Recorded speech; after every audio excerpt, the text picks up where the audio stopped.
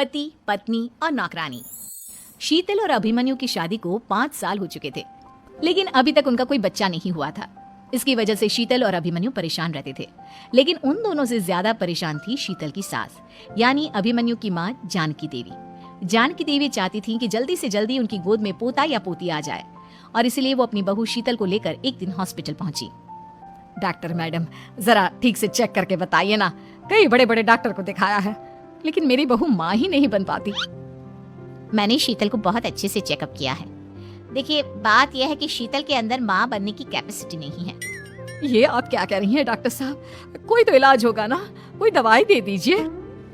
देखिए, कुछ प्रॉब्लम ऐसी होती है जिनका कोई ट्रीटमेंट नहीं होता। आई एम सॉरी टू से, लेकिन शीतल कभी माँ नहीं बन सकती, क्योंकि उसके यूट्रस में अंदर से ही कुछ प्रॉब्लम है।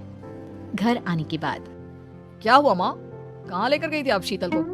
अरे कहाँ लेकर जाती, डॉक्टर मैडम के पास ले गई थी, लेकिन तेरी बीवी तो कभी माँ बन ही नहीं सकती। मम्मी जी, इसमें मेरी क्या गलती? अगर अंदर से कोई प्रॉब्लम है तो उसमें मैं भी कुछ नहीं कर सकती। जानती हूँ, ये बात डॉक्टर के मुंह से सुन चुकी हूँ। अब दोबारा मेरे सामने इस बात का गाना मत गा। अरे माँ, परेशान होने की जरूरत नहीं है, हम सोचते ना कुछ। अरे क्या सोचेगा तू? जब डॉक्टर कह चुका है कि तेरी बीवी माँ नहीं बन सकती, तो बता क्या सोचेगा तू? कहाँ से लाएगा बच्चा? माँ, ये तो मैं भी नहीं जानता। अभिमन्यु, क्यों ना हम अनाथ आश्रम से एक बच्चा गोद ले आए? क्या फर्क पड़ता है बच्चा हमारा हो या गोद लिया हुआ? आई बड़ी बातें बनाने वाली। क्या फर्क पड़ता है? अरे क्यों फर्क नहीं पड़ता? मुझे इस वंश को आगे बढ़ाने के लिए मेरे बेटे का खून चाहिए, किसी दूसरे का नहीं। लेकिन माँ, आप जानती हैं कि ये अब पॉसिबल नहीं है। मैं कुछ नहीं जानती। मैं किसी पराये की औलाद को इस घर में अपना पोता या पोती बन के बढ़ता हुआ नहीं देख सकती। मेरा वंश मेरे बेटे के खून से ही आगे बढ़ेगा। लेकिन मम्मी जी, ऐसा कैसे हो पाएगा? आप अच्छी तरह जानती है ना, मेरा और अभिमन्यु का बच्चा नहीं हो सकता।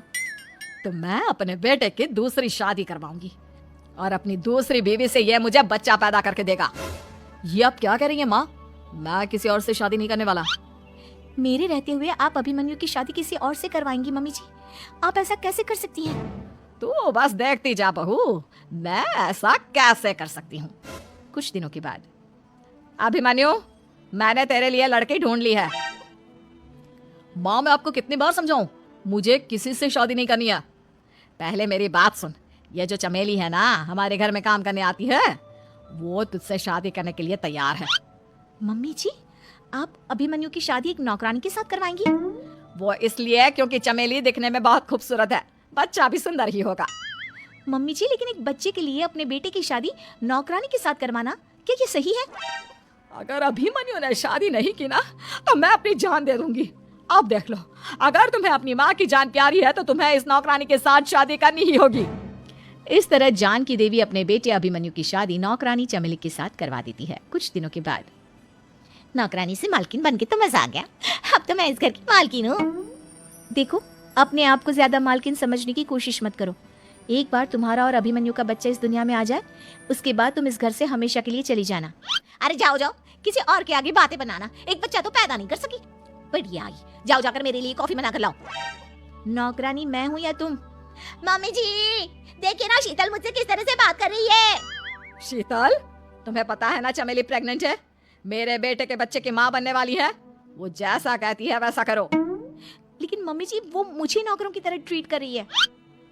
अरे तो करेगी ना, वैसे भी बहू तुम हो किस काम की? एक बच्चा तो पैदा नहीं कर सकती। जाओ अब घर के सारे काम करो और चमेली को आराम करने दो। थैंक यू मम्मी जी, भगवान आपका भला करे। आप नहीं होती तो मैं नौकरानी से महारानी कैसे बनती? देखो, तुम्हें जो चाहिए सब मिलेगा, खूब खाओ।